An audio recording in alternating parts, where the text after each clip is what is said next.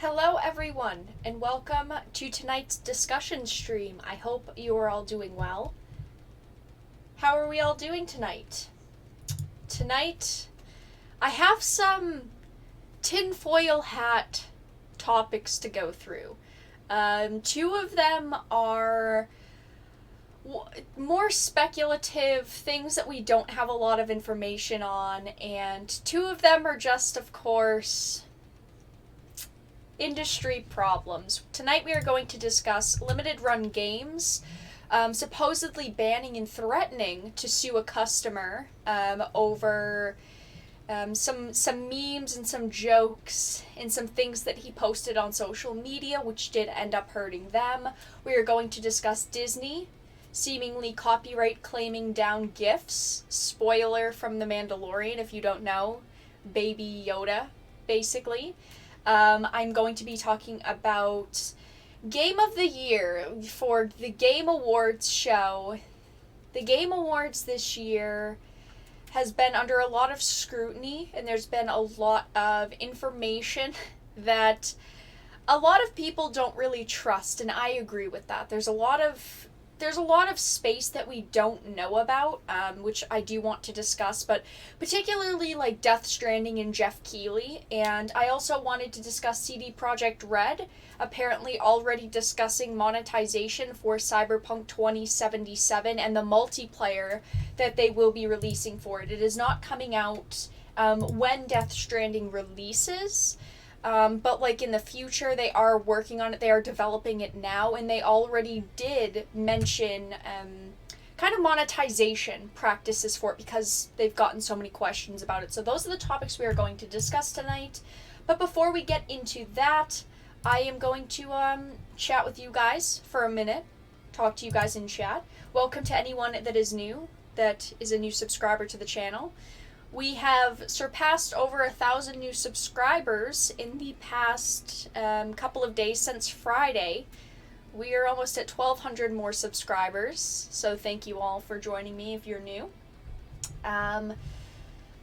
Let me check chat for a minute. Hashtag protect baby Yoda. I have not made my video on The Mandalorian yet, but I will be making an in-depth video on like my thoughts of The Mandalorian so far. It will be after Thanksgiving for the United States people. Thanksgiving's this week.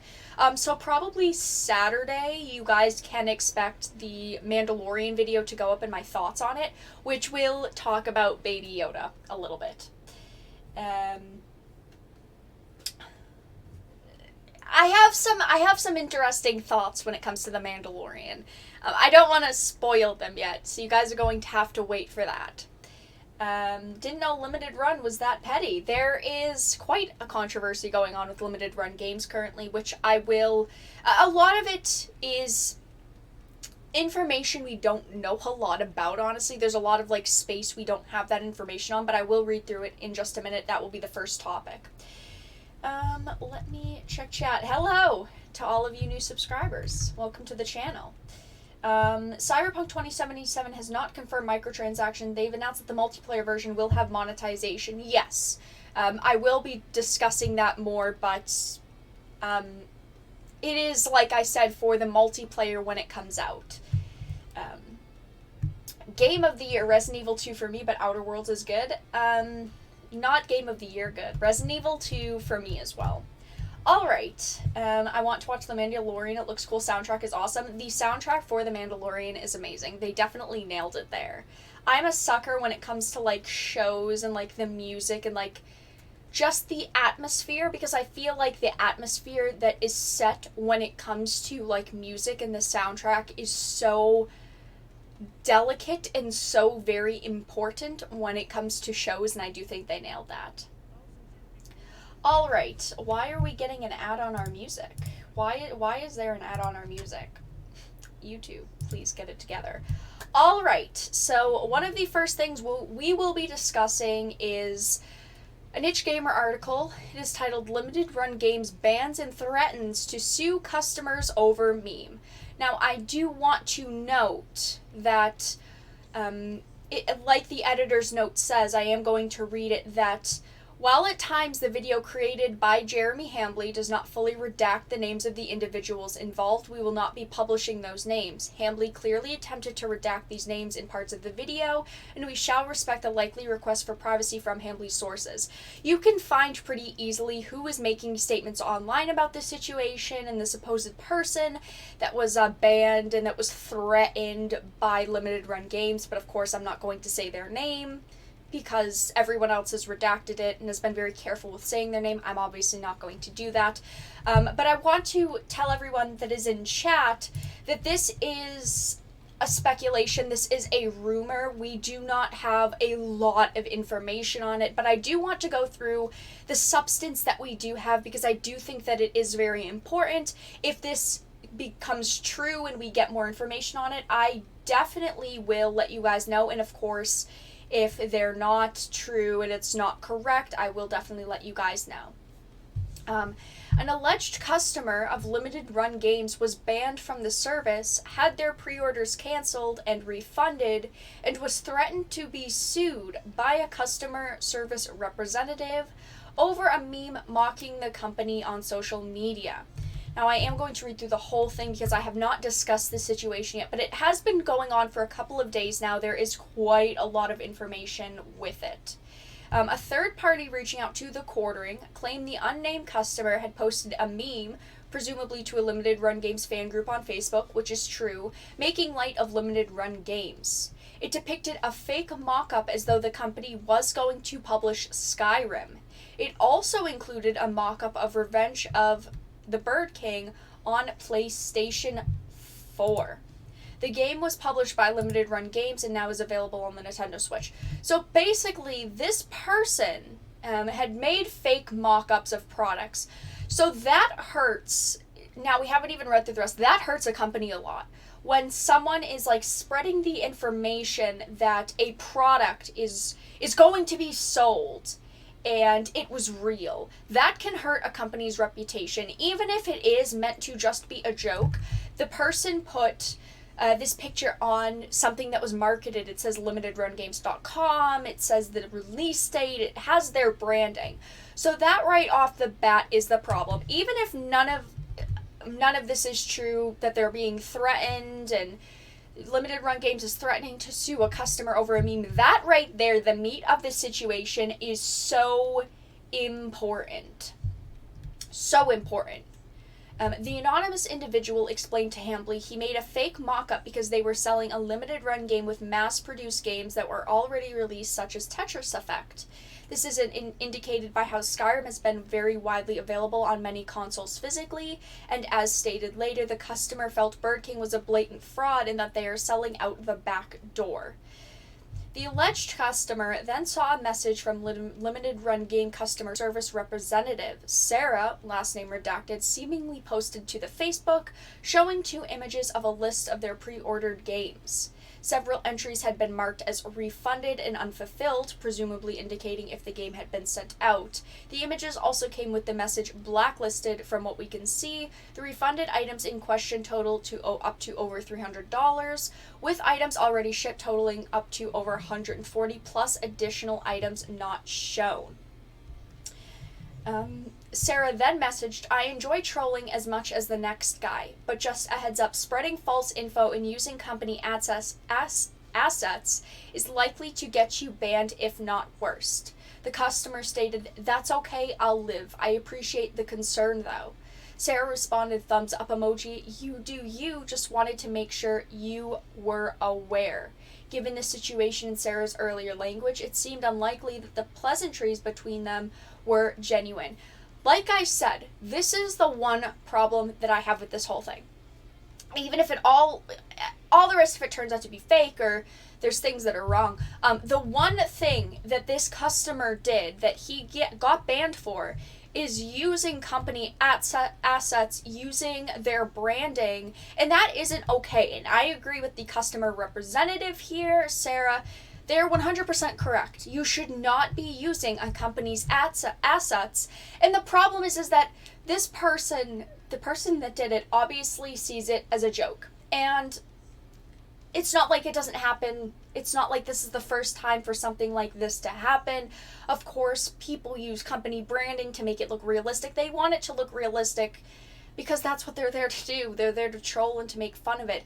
But it is so important because this could hurt a company's reputation. If this goes viral and they start getting flooded with messages about it, it could hurt them because people could be angry that they heard that it was being released and then it wasn't.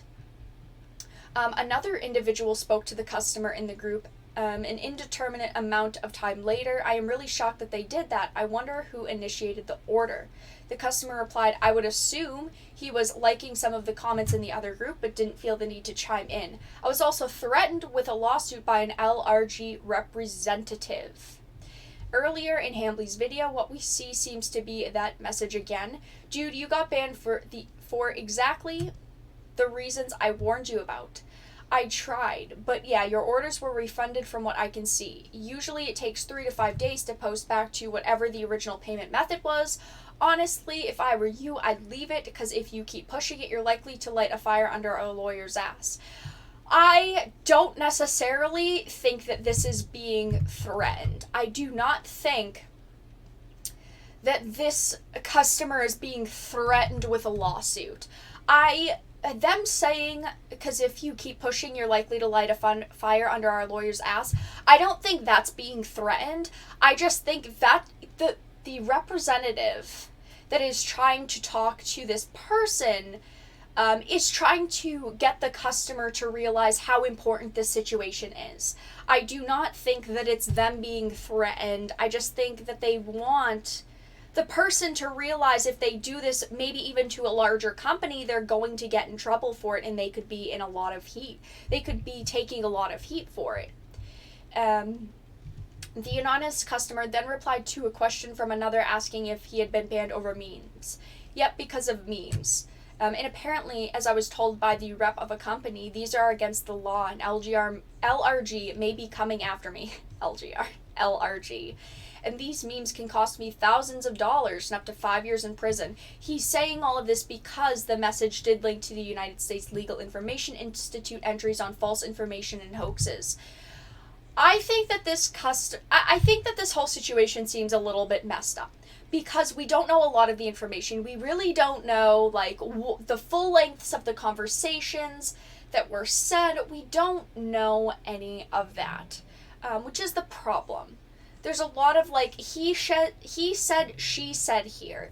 And it's important to bring up because one of these people is at fault. It could be the customer that was blatantly not listening and, is drawing this situation out of proportion and making a huge situation out of nothing.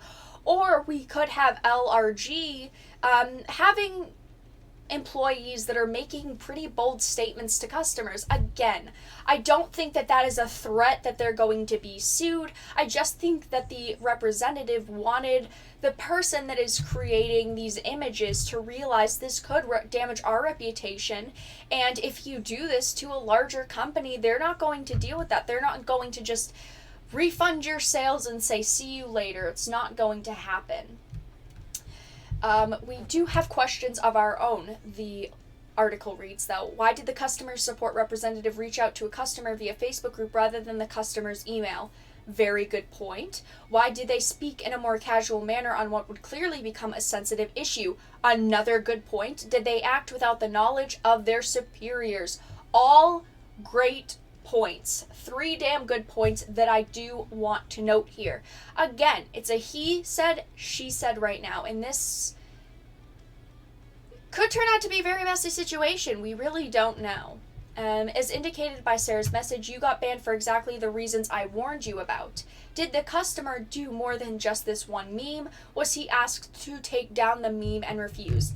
I mean, I don't really know if it's a meme, but I guess it's just kind of like what they're saying it is instead of saying oh, the picture depicting this and that. I guess it is technically it's easier to call it just a meme. But there has been images floating around of messages of these messages, but we really don't know their legitimacy because of course the company isn't they haven't released any pictures on their end, obviously, and it's only really this customer that's releasing pictures. They could be fake. These could be fake. They could be with just someone random. They could just be making all of this drama up. We really have no clue. This situation does have similarities to the U.S. Case Act approved by the House of Representatives and the EU's Article 11 and 13, all of which seek harsh punishments on using copywritten content, even a transformative manner of under fair use. We reached out to Limited Run Games for comment when the story broke and have yet to receive a response. We will update this article when and if we have a response. So that is all that we really know right now. Going down to the comments, I hope this is a hoax because it's hard to believe a company would act this stupid.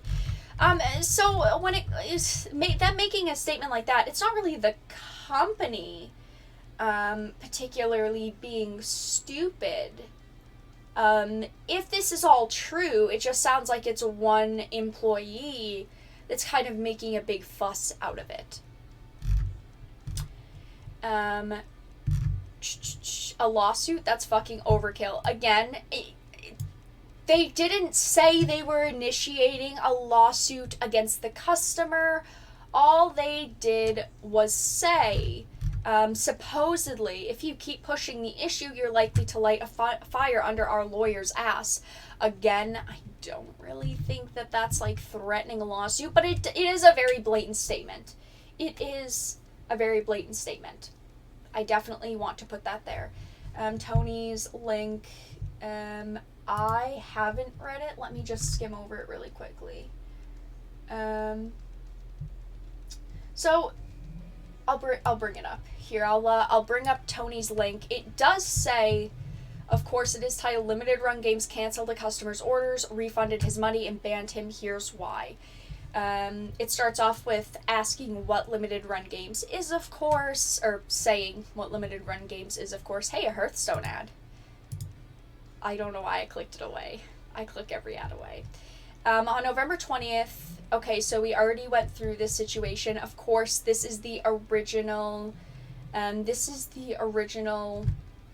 message, or one of the original messages that we've seen. Prior to him being banned, Sarah, the same LRG customer service representative we talked about before, sent out a message to the Limited Printed Games Facebook group. The message said not to spread false information and that it wasn't the best idea to use the company's assets. She's obviously making a statement when it comes to this person making these pictures. Obviously when a company representative or an employee makes a statement like that, it obviously is because someone's doing something. They don't just post things like that out of the blue. These images used on the actual Limited Run Games ad and simply swap Tetris effect for other games like Skyrim. Okay, we already saw this picture. I mean, it's pretty obvious. If you look at the background, you can see that the Tetris like image is still there. Like the block background is still there and it's still the same. So of course he continued to do it, even though he was explicitly said not to do it. Sarah put up with it for a while, but eventually had enough and banned him. Again, all information that we've gone through. He was warned about his behavior in the past, which is something the Niche Gamer article didn't mention. Just because we weren't really sure if he's done things multiple times now, if this was the first time, if he was previously warned. She goes on to explain that his orders did look like they were being refunded and that he should receive his money in 3 to 5 days. And then she advises him to leave the situation alone and to stop pushing it, or his behavior might light a fire under the lawyer's ass. Okay, so again, a person could see that as being threatened with a lawsuit. I do want to just say that, because when you are making a statement like that, people can misinterpret it and it can be construed that way. I do want to just say that. She ends the message by telling him that there is a difference between free speech and flagrant misinformation, of course. He showed off his refunded orders on Facebook. I'm glad that he got his orders refunded. I'm glad they didn't just ban him and then... I'm glad that he either got the product or got his refund, obviously. We know some companies that are awful like that. Looking into things a bit further, I was told that he had a bit of a grudge against LRG for the Return of the Bird King fiasco. Okay, that's not really an excuse to do the things you're doing, though. Just saying. Well, he was pretty much a very loyal LRG customer until the Burger King situation arose. Then he became super pissed, thinking there was a bunch of shady backdoor stuff going on. He started aggressively slandering LRG with facts, misinformation, and everything in between. She lost her cool with him a few times on Facebook and so on, and he would then reply to her in an antagonistic manner. Of course, I couldn't just take the word of a random Discord person as the gospel, so asked for proof of these claims. I was sent several pictures showing him upset with LRG over the return of the Bird King. All right, some good information here, and showing that he was really upset. I mean, most people don't go to a website and or a Facebook group and troll a company just because they want to troll the company. Obviously, usually it's because of something that the company's done or something, or maybe they had a bad reaction with a representative or an employee. Usually there's something that sparks that situation, and that's just what it looks like. It just looks like he was kind of angry with limited run games, and that's still not an excuse to do it, to use copyrighted logos and material. But at the same time, it's not okay that the employee did kind of say something along the lines of, if he didn't stop with the behavior, it might light a fire under their lawyer's ass. Honestly, I think most of this, so I do really like the fact that, of course, it does show more of the background and more of the information as to why he was upset with them. I feel like that was a big piece of information that we were missing from the previous article, but most of it is the same information as the previous article, and it finishes off with, well, it does appear that he felt betrayed by LRG. Looking into the fiasco myself, I can understand why he felt as he did. Now, you may agree with LRG and say this kid had it coming. You may agree with those saying that he was unjustly targeted. I mean, I think that both are kind of at fault here. Personally, I do think the employees shouldn't have said what they said, but I do think that it was good that they kind of, removed him from the situation. They banned him from purchasing they banned him from the Facebook. They did refund him his money, because he was, in the end, just using the copyrighted material, and I do think that it's important that when someone does that they are told, you shouldn't be doing this, and it is something that could get you in a lot of trouble. Also in the correct order, this was, the Niche Gamer article was in correct order. But that is all that I wanted to discuss with limited run games. Of course, it's a lot of he said, she said right now. We do have some substance to the messages between both parties in this situation. But again, we haven't seen much else. I don't know how the situation is going to progress. Hopefully now that the person is banned from the Facebook group, and they were refunded their money, that it will just be the situation will just be over. This will fade away, because Limited Run Games is a pretty good company. Of course, they do have a little bit of a reputation when it comes to slow shipping times, and promising something will be out and then it not coming out yet. There are some situations with Limited Run, but there are a lot of situations with every company. So I don't specifically want to just say it's Limited Run Games, because every company has things that they're not great with. There's not one perfect company, in my opinion. But yeah, that's all that I really had to discuss with that situation. They didn't ban him from Facebook group. I've heard that they've also banned him from the Facebook group, because of what he did, but that's not confirmed. But I have heard and I did see that in another article. He was warned to continue doing it, got blacklisted, plans to buy anyway. Yeah.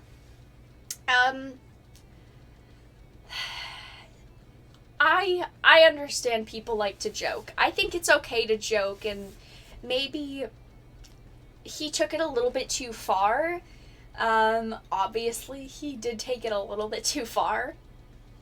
I still think it's kind of funny, because imagine everyone freaking out about, Skyrim coming to, this console and that console, physical special edition. I could imagine the people freaking out about that. I do think it's a little bit funny. But the person should have kind of removed it and stopped when they were asked, so there is that. Even though it's slightly amusing and entertaining. But yeah. Long story short, the dude was/is a jerk. Yes. Yes, definitely. He's just a jerk that pushed it a little bit too far. It's not an official LRG group. I did state that, yes. Yes. So, yeah, that's all that I had to discuss with that.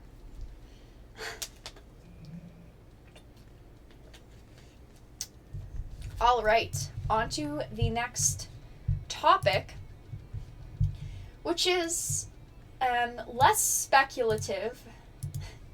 Because the problem with a topic like that, with the limited run games thing, is it's just a lot of he said, she said.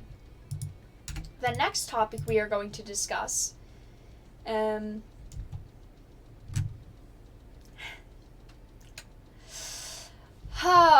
if you have not watched The Mandalorian, it's time to click out. You've already gotten this spoiled for you by looking at the title and the thumbnail.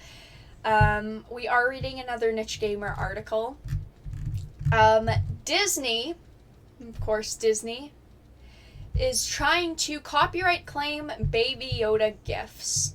And not just GIFs, it has been a lot of other things. Like, there have been some people that have tried to put, like, Baby Yoda pictures on, like, t-shirts on, like, Teespring and whatnot, like the custom t-shirt places, like, and to resell them. And they've gotten it copyright claimed and taken down. They've had that merchandise taken down.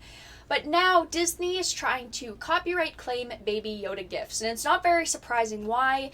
Disney did make a statement a couple of days ago in like an announcement that you will have Baby Yoda merchandise for the holidays. They're making like tons of merchandise for Baby Yoda. We have no clue what it's going to be yet, but honestly, he's pretty fucking cute. He's pretty cute. He's such a cute little thing. The Walt Disney Corporation may have issued copyright strikes over animated GIFs of a character from Star Wars The Mandalorian that fans have dubbed Baby Yoda. Of course, we don't know the name of this little sucker yet. Obviously, it's easy to just call it Baby Yoda because a lot of people don't know the unofficial species name. Because the Yoda species was never canonically given, like, a race name or, like, a species name. And I do want to note that, like, what people call it is Atlantic, but they were never given, like, a canon name or, like, anything like that. So it is kind of difficult. It's easier to just call it, oh, it's Baby Yoda, because when you see it, you're going to automatically think of Yoda, probably. Unless you're Rolo and you want to call it a frogling. For those unfamiliar, the show is set in the Star Wars universe 5 years after the events of Star Wars Return of the Jedi and debuted on Disney Plus on November 12th.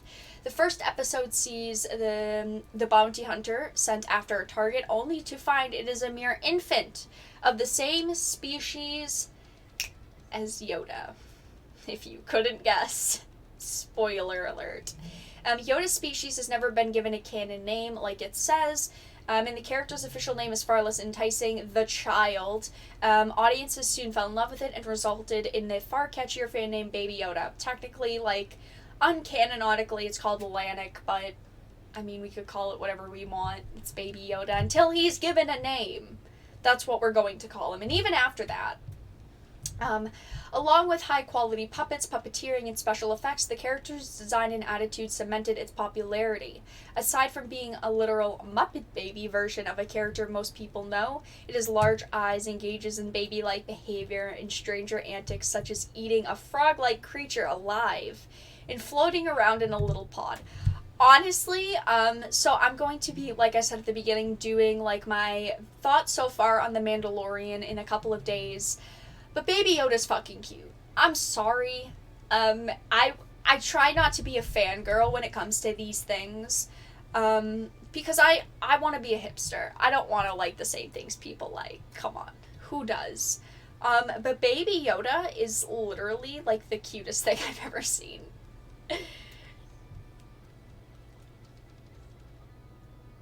He is so cute. And I feel bad for saying that, because I feel like we've seen so many people talk about him now, and that's all they say about it. This resulted in fan art, images, and animated GIFs from the show and memes. And the Forbes senior contributor even argues that it is the reason for the show's success. I don't necessarily know if it is what gave the show success, but I do think with like how many things are notable in the show, he's like the most notable thing in the show thus far, and I do think that that's kind of important to note. The show so far is really good, don't get me wrong, but you always need, when it comes to a show, something memorable, and Baby Yoda's the thing that's memorable in this show. With the main character's face has not been seen so far, he claims that thanks to a combination of a bunch of different body language effects, and how ruthless the bounty hunter is willing to make sacrifices to protect a small child, the audience wants it to be safe as well. Now, we are getting into the situation. A Vulture reviewer has reported that on November 21st, so a couple of days ago, Disney may have ordered gift sharing website Giphy to remove the Baby Yoda gifts from its website uploaded by Vulture, or at least for a brief time. Now, they are assuming it is for a brief time, like I am, because Disney did, right around this time, make a statement saying that they are going to be releasing Baby Yoda merchandise. And I think they want to preserve that hype and that excitement for that. Obviously, you don't have to pay for gifts. You can just make a GIF and use it. But it's like with the t-shirt thing. There were people that were making t-shirts and putting them online and trying to sell them. And they were taking those down too, requesting them to be taken down because they're trying to preserve they're trying to preserve what they can sell.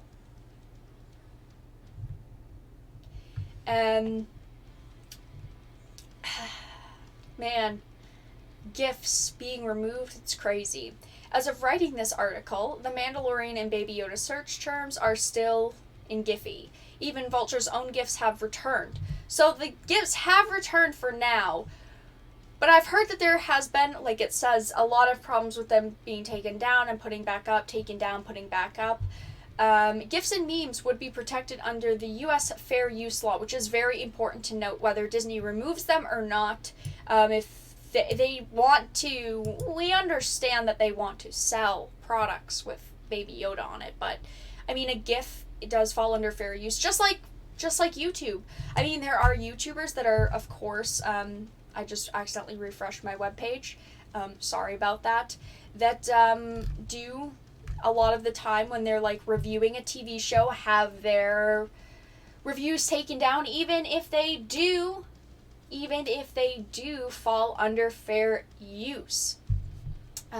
This news evokes concerns about how much free speech and fair use is being defended in the U.S. The U.S. House of Representatives recently approved the CASE Act, which critics have dubbed the anti-meme bill. While it would allow both parties in a copyright dispute to settle the matter through the Copyright Office, critics are concerned it will allow large corporations to sue for damages of up to $30,000, even in the case of posting transformative works such as memes. Of course, I have kind of discussed this before, and a lot of people have. We do know the situation kind of going on with the U.S. House of Reps right now and the CASE Act and, copyrighted material. That is very important to note. Which, even in the midst of things, even if this is a small issue, and yes, GIFs are put back up, I do think that it is very important to note. The proposed bill has similar concern to Europe's Article 11 and 13, both heavily criticized for using AI algorithms to detect copyright infringement and even taxing posting a hyperlink. Of course, Article 11 and Article 13 are topics that are very difficult to discuss, but I'm sure you all basically know what that is so far. The US's DARPA is also developing AI to detect deep fake videos and audio though some have expressed concern, even memes not as intended to be to deceive would be at risk. That's all that we really know. So the GIFs were copyright claimed and taken down. They have been put up as of now, but there are still some situations, of course, with people using it, and whether they're creating GIFs or t-shirts or merchandise or anything with Baby Yoda on it, there is a little bit of a situation there still. People are still having a problem with it, but yeah. I don't really blame Disney in a sense of kind of removing GIFs, but at the same time, come on, Disney.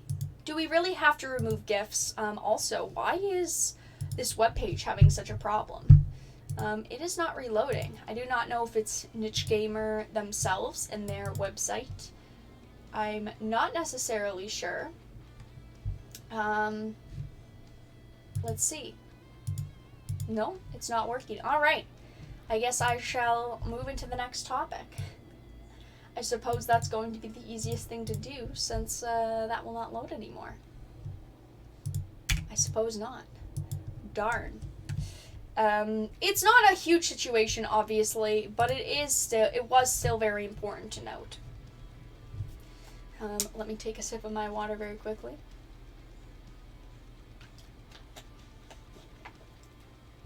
All right. On to the next topic, which will be the Game Awards. Now, the Game Awards this year have been under a lot of heat. They've been taking a lot of heat. There's been a big situation when it comes to the Game Awards.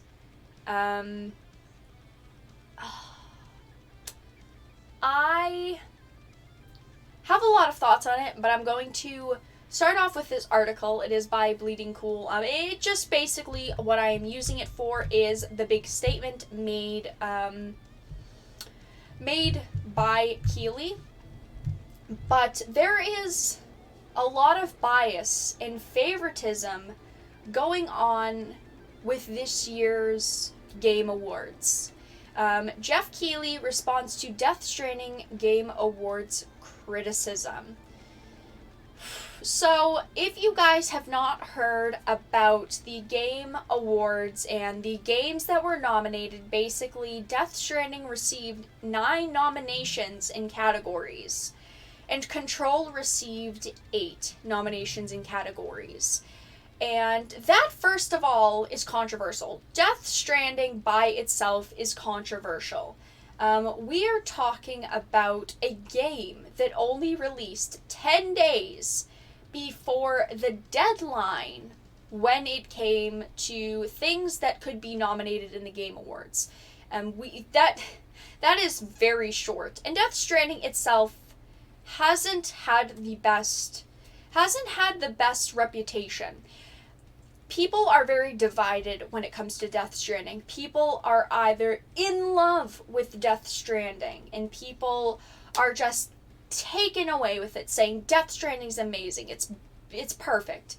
And other people on the other side of the spectrum are saying Death Stranding is awful. It is boring, it is dull, there's no gameplay, and it's just trash. They don't like it. So you either love it or you hate it. And I haven't seen a lot of room in between, honestly.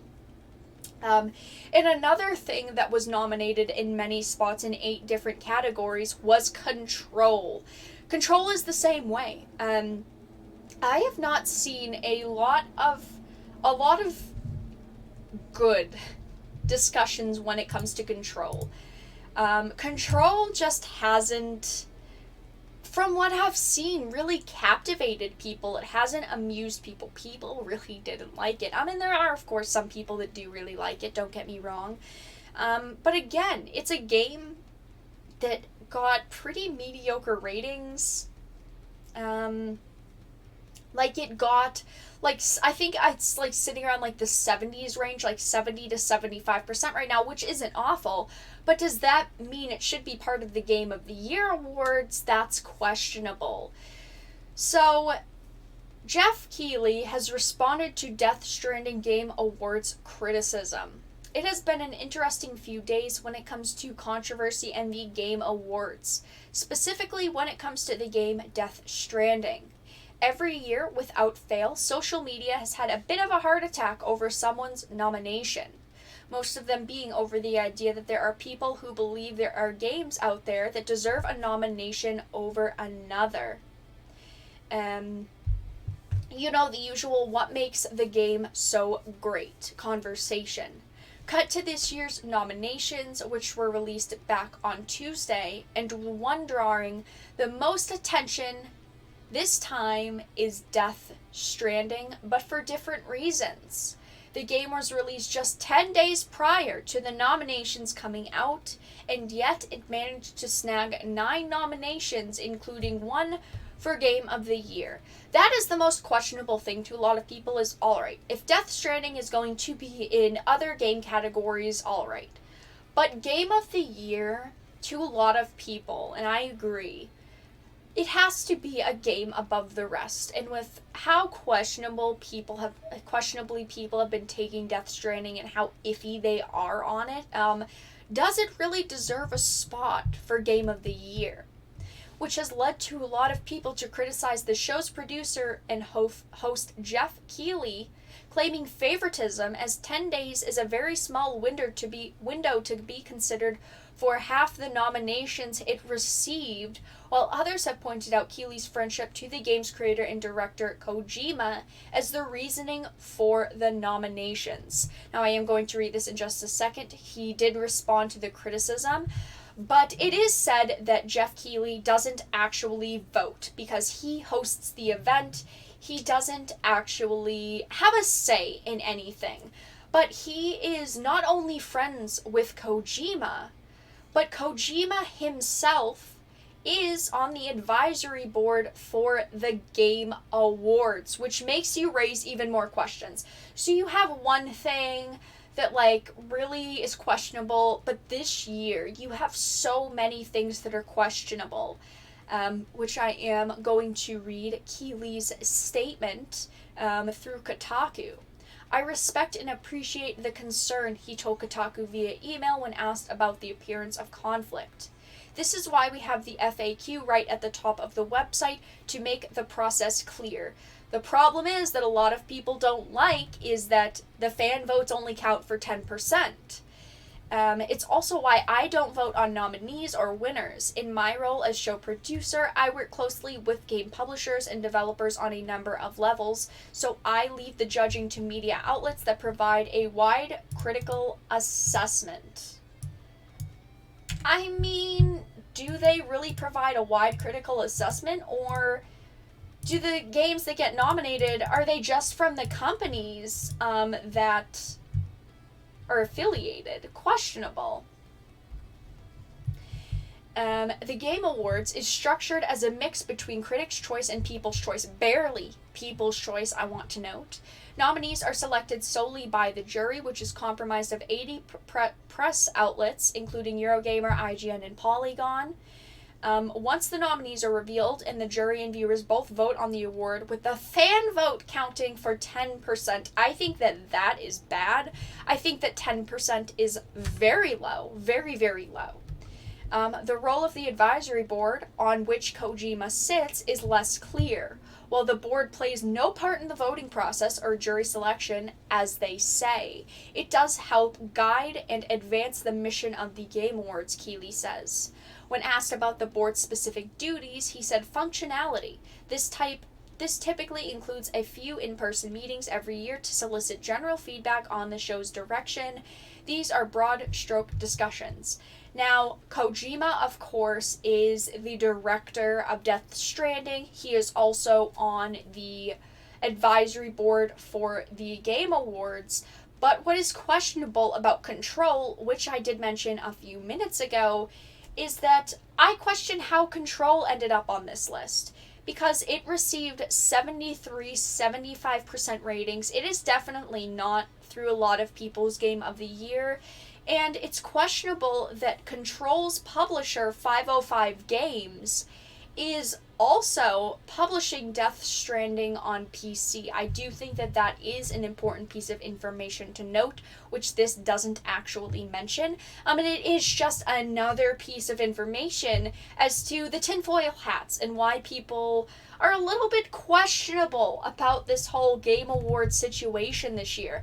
We have a game that a lot of people didn't like that got 70% ratings, and we also have a game that people are very divided on. They love it or they hate it. And Death Stranding is getting decent reviews, but it only came out 10 days before the nomination cutoff, and it got nominated in almost every single category. Honestly, it's just a lot of questions. I do not want to accuse like Jeff Keighley and the process of the Game Awards. I don't want to say that it's rigged completely and like they're all in it together and like they're being paid for their choices. I don't want to say anything like that. Definitely not. There's no evidence that points to that. I just want to point out the questionable things that are going on with the Game Awards because I personally don't believe in them. I think when it comes to the people's choices, when your votes only count for 10%, and the judges count for the rest, I think that that is ridiculous, and I don't agree with that. That is the main reason why I do not trust the Game Awards. There is no transparency on the process, on how games are nominated, who sits on the boards, who makes decisions, and that's what I don't like about it. Maybe next year they will be more transparent, or maybe they will even be more transparent this year and try to explain it more, but I just don't think that it is going to be talked about anymore this year. I think that they've taken quite a bit of criticism, and I think that they just want to lay low at this point and kind of get it done. So I do hope that maybe next year they're more transparent with the process. That's all that I really want, because I don't like having to piece the little pieces of information together and try to figure it out myself. I want that transparency, and that's what makes me trust a company, and especially a company that's like influencing people. The Game Awards do influence people's purchases. You see a game win Game of the Year and you really do want to buy it and you want to look more into it. You go, wow, people really like it. Maybe I should buy it too. Maybe I should play it too. Thank you, Rhett, for the $11.26 donation. Quite an odd number, but thank you, Rhett, for the donation. I do very much so appreciate it. Thank you, thank you. That is all that I really had to discuss with the Game Awards. I'm curious to know everyone in chat's thoughts on that. I will get into the last topic in just a moment, but I am going to read chat for a moment or two. Thank you again for the donation. Not the first case of rigged voting. Oh, definitely not, no. When it comes to rigged voting and, things like Game Awards and stuff and just awards in general, usually, I hate to say it, there's some form of rigged. I hate to say that. Usually it's not a completely transparent process, and I just wish that it was. I wish that it was more transparent, and I wish maybe, fans' votes totaled up to 30% or even 25%. I just don't think 10% is good, and I just think the situation this year's questionable. Control being on the list, Death Stranding being on the list isn't as questionable as Control, but Control made me shake my head a little bit. Go scroll up to the baby. I might read the Baby Yoda link after the end of the next topic. I'll circle back to it. $11.26 is the day. Oh, $11.26 is the date. I gotcha. Makes sense now. I didn't think of it. Yeah, I'll go back to Baby Yoda after the. I'll go back to it now. I'll just go back to it now. Why not? So this says that Star Wars: The Mandalorian Baby Yoda GIFs are back online. I do want to note that the Niche Gamer article did say that. It did point out that they are back online. I don't know why it's not showing a picture or anything, probably because it's an archive, most likely. The Star Wars fandom has been taken by storm with the release of the brand new Star Wars series on Disney+. I haven't read through this. We've learned the whole mishap has been a mistake and are happy to report that the Baby Yoda GIF animations are back online. Comic Book received a statement from Giphy spokesperson who provided an explanation for the reason why the Baby Yoda GIFs were deleted. Alright, so this is the first statement. So the last thing did say that they are back online, but it didn't say as to why it was back online or why they were removed in the first place. Last week, there was some confusion around certain content uploaded to Giphy, and we temporarily removed these GIFs while we reviewed the situation. What situation, though?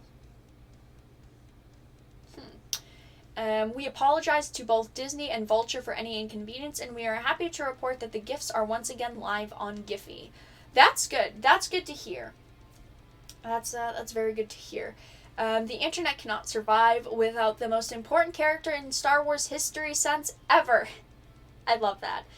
I wanted to surprise people, and I wanted to, well, there are bigger arcs that go through the whole season and the whole throw of the show, Favreau explained to Collider. So as fun as it is to reveal new characters and surprise them, it also fits into a larger narrative about what's going on in the galaxy after the revolution, and that is an important character. Alright, so I didn't see this before. I wasn't checking chat too much, but I guess that's the only really thing that was added to it, that they are back online, like the Niche Gamer article did say, but it just said that they themselves, Giphy, actually removed them while they reviewed a situation.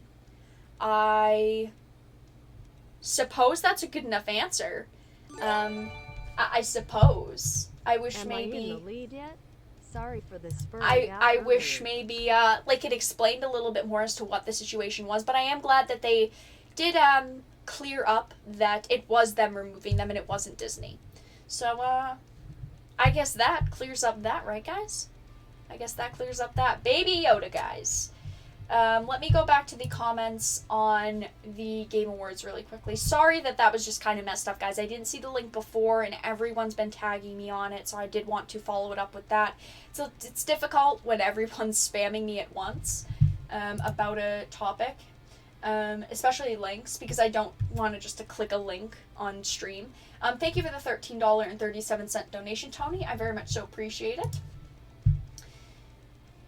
Giphy said they were unsure who uploaded them, that's why they reviewed it. Right, but, I mean, does it matter who uploads things? That's a question that I have. I mean, anyone can upload things to Giphy, so does it really matter who uploaded it? That's the only question I have.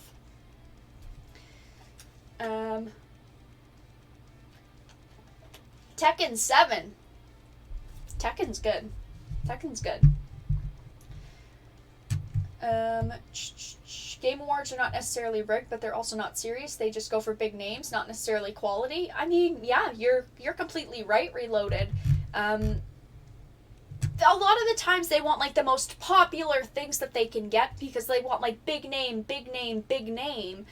And they want, like, who's going to win against all these big names. Because if you put a bunch of niche games, like with a big game, like a big name game, you know which one's going to win. I personally thought that Control should have been off that list, and maybe Blasphemous should have been on that list. Blasphemous was one of the best games that I've played this year, but I'm voting for Resident Evil 2, honestly. It was great. It was great. Maybe they were trying to protect themselves from copyrights and they slipped up. Possibly. Possibly. But I'm glad that the content is back up for people to enjoy. I'm glad. Alright, we are going to get into the last topic of the night, which is about CD Projekt Red and Cyberpunk 2077, a game that a lot of people have been very excited about. And we are talking about the possibility of microtransactions for Cyberpunk 2077 and the multiplayer that will be releasing, which is interesting to discuss. There's really not a lot of information on it, but I did want to mention it because who knows how it will end up being. CD Projekt Red is a beloved developer studio. In the past, they've shown that they offer fairly priced consumer-friendly content. The Witcher 3 comes to mind recently with a staggering amount of content offered in their DLCs that were somehow on par with the main game in terms of content, lore, and execution. They've also refused invasive digital rights management software, also known as a DRM. I personally use GOG quite a lot. Of course, CD Projekt Red owns GOG, if you guys do not know. This trust, this foundation of faith, has been built between CD Projekt Red and gamers internationally over a slow and painful period of the last decade or so. Might crumble very soon. I don't think so. All because of the corporate-loved yet consumer-hated practice of adding microtransactions. It does talk about games that microtransactions have been placed in: Gears of War 5, Battlefront 2. In a recent teleconference, CD Projekt Red's CEO states that the multiplayer aspect has just begun the design stage when it comes to Cyberpunk 2077, and that they aren't expecting it to be finished in time for release. It will be added to the title afterwards. He also adds that they are currently planning on offering some form of monetization to the multiplayer aspect, which means microtransactions are likely. He assured skeptics that they will be well thought out. It's not microtransactions, everyone. It's well thought out microtransactions. They do make fun of that statement, but I think that is an important statement to make. When a company admits that it's well thought out and they're going to really put their effort into it, I think that that is important. I think a lot of companies just throw microtransactions wherever they can, and that is not CD Projekt Red in my opinion. I think that they are so much better than shitty, shameless microtransactions, and they've been really good in the past. This is coming after CD Projekt Red's statement that there will be no microtransactions found in their title.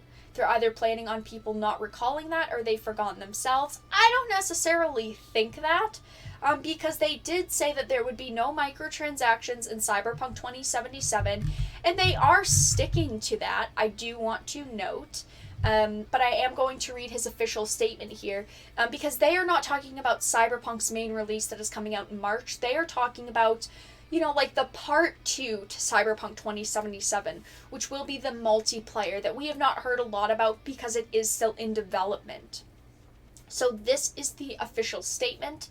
He said, when it comes to monetizing the Cyberpunk multiplayer, we now think it is far too early to reveal any details. The project is at an early stage of development and we are constantly experimenting. After all, this is our first multiplayer game. We are exploring various possibilities, and so far it is not the time for precise determination directions, although it can be safely said that we will not compromise on our own policy. Contracts with players. Monetization will be intelligent and we ensure that. How always we deliver valuable products in exchange for payment received. I think that this statement is great. Them saying that they promise that they are going to stick to their word and deliver a valuable product in exchange for payment. I think that that is one thing that CD Projekt Red strives at. I think that they have always been amazing when it comes to the value you are getting from their products. When you buy something from them, you know that it is going to be worth your money. Look at the Witcher games. You know that they're worth your $60. You know that they're good. And I expect that for Cyberpunk. There's a lot of hype and excitement around Cyberpunk. Maybe the bar is set a little bit high, but I do think that they are going to stick to their word. Now, of course, I do want to preface that by saying they could fuck it up. When this eventually comes out, Cyberpunk multiplayer, when it comes out, whenever it does, they could mess that up, because I don't expect it to be out for another year and a half, most likely, maybe even 2 years, who really knows. But they could mess it up. They could change their business model. But for right now, with what CD Projekt Red has provided consumers, I do trust them. I've CD Projekt Red is a company that I personally have always really trusted because they've always been very honest with their words, and they've always been very good to consumers. They create good, valuable products that you are not going to be disappointed with. So that is all that we really know right now. It was just him slowly talking and playing with the idea about monetization. When it comes to the Cyberpunk multiplayer, it could be microtransactions, it could be the fact that it might be a big expansion and you have to pay $20 or $30 for it. We really have no clue at this point, but I do have trust in them. So that is all that I really wanted to discuss tonight. We discussed Baby Yoda twice. We discussed the Game Awards. We discussed Cyberpunk 2077, and of course, the rumor about limited run games. I will stick around in chat for a couple of minutes with you guys if you have not been here before or anything. I am done with the topics for the night, so thank you for sticking around for the content itself, but I will chat with you guys in chat for a couple of minutes before the stream ends. I hope all of you people in the United States have a very good Thanksgiving. I know that is in 2 days. I, of course, most likely will not upload on Thanksgiving or stream, even though it's normal stream day, so sorry for the disappointment there. But yes, happy Thanksgiving if you guys celebrate it, if you're in the United States. If you're a Canadian, well, it passed about a month and a half ago, and I wished you a good Thanksgiving then. They force other companies to raise the standards as well. I think that CD Projekt Red really sets a high bar. I think that they're really good. I don't want to sound like a fangirl, but I really do trust them. I don't want to defend them mindlessly and be like, oh, they've done all these things that are amazing. They have made mistakes. Every company makes mistakes. But they really have set a high standard for not only themselves, but I do hope that rubs off on other companies, and other companies set the bar as high as CD Projekt Red does for themselves. They've created, of course, some amazing games, and some amazing content, and they've always been really good to consumers. Did you hear about Azure Lane mobile game turning a Zoom bug into a feature? Yes, I did. The Zoom was a bug, and then fans liked it so much they turned it into a feature, which I think is great. I think if customers like something and they enjoy it, then why the hell remove it, even if it was a bug, even if it wasn't meant to be that way.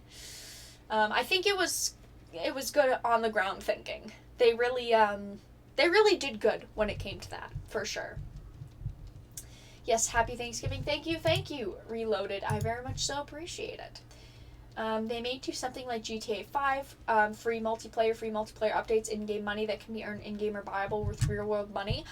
I would assume what CD Projekt Red is probably going to do is something like Call of Duty used to be, maybe, where you have to buy, I don't know, because it's difficult, because the multiplayer is like a big part of the game. So I could say they could go a couple of ways. They could do it as you have to buy the multiplayer. So for $30, you get access to all of the multiplayer that comes out, which I think would be acceptable. Like normal DLC used to be where $20 you get DLC. I do think they could do something like that, like $30 for, the rest of the access and the rest of the maps. They could do it with the fact that maybe map packs come out and you have to buy the maps, maybe for $10 for 3 map packs or something. They could also just do cosmetic microtransactions, which is a little bit more iffy. They don't really do things like that, but they could also do cosmetic microtransactions as long as they don't push it and they don't have any in-game stats attached to them. Obviously, we're probably 2 years away from Cyberpunk 2077 multiplayer. We have absolutely no clue when it is going to release. Cyberpunk isn't even out itself, so we really have no clue. But I felt it was important to note, so one day we can reference back to this stream and go, okay, back, in November of 2019, they did mention that there was that possibility.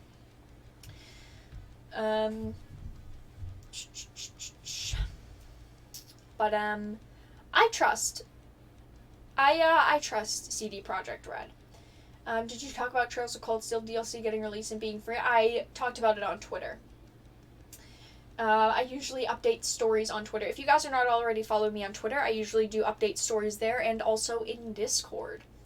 Or Dateable Keanu in DLC, that is certainly gonna sell.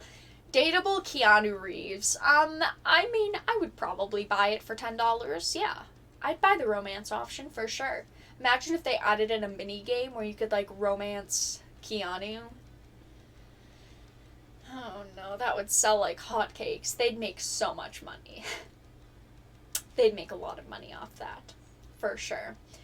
But alright you guys. I am going to end the live stream. Thank you all so much for stopping by tonight. I very much so appreciate it. Thank you guys so much for the donations tonight. I appreciate them. If you guys are not already, please consider following me on Twitter. I do post updates there. Also consider becoming a supporter of the channel, possibly by Patreon and becoming a Dark Titan. Also make sure to join the Discord if you are not in it already. I chat with you guys there quite a lot. I will link it in chat. But thank you guys so much for stopping by for tonight's discussion stream. I do very much so appreciate it. And I will see you guys either in Discord or on Twitter or during the next live stream or video. Have a fantastic night, everybody.